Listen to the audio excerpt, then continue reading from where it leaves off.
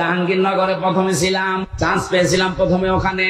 আমি দেখেছি সকালবেলা কুলি করছে মদ দিয়ে, ছাত্র পিটাচ্ছে শিক্ষককে।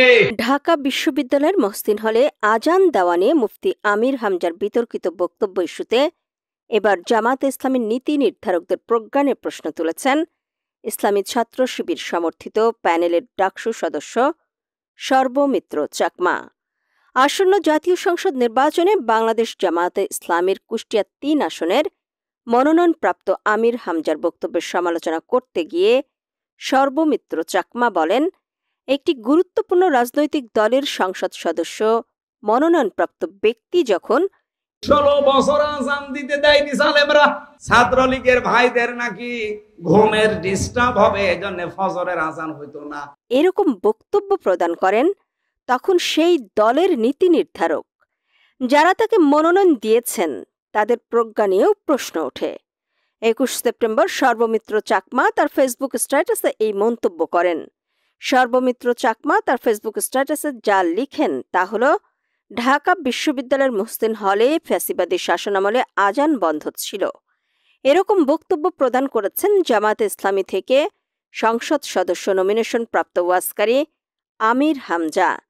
তিনি আরও বলেছেন যে শিবির ডাকসুতে জয়লাভ করার পর সেসব হলে আজান শুরু হয়।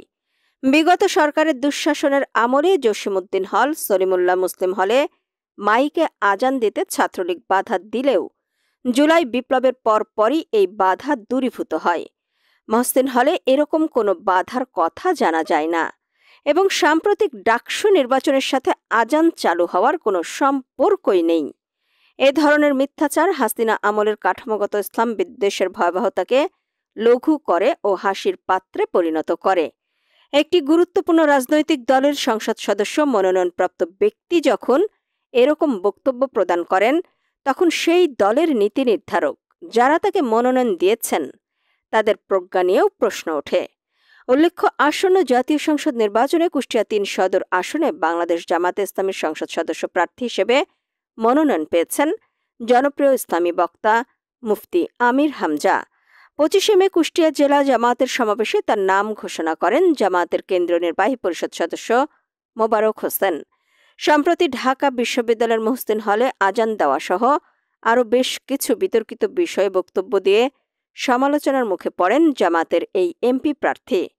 তবে ঢাকা বিশ্ববিদ্যালয় ও জাহাঙ্গীরনগর বিশ্ববিদ্যালয়ের হল নিয়ে বিতর্কিত মন্তব্যের পর আলোচিত ইসলামী বক্তা মুফতি আমির হামজা বলেন, কোরআনের তাফসিরের বাইরে আর কিছুই বলবো না বলে সিদ্ধান্ত নিয়েছে।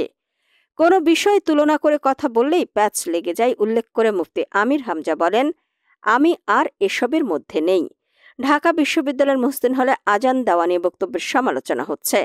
সলিমুল্লাহ মুসলিম হলের নাম বলতে গিয়ে মহসিন হলের নাম বলেছি, এটা মুখ ফসকে হয়েছে, এজন্য ক্ষমা প্রার্থী।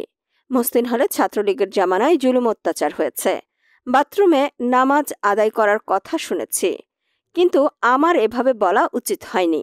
আগামীতে সতর্ক থাকব।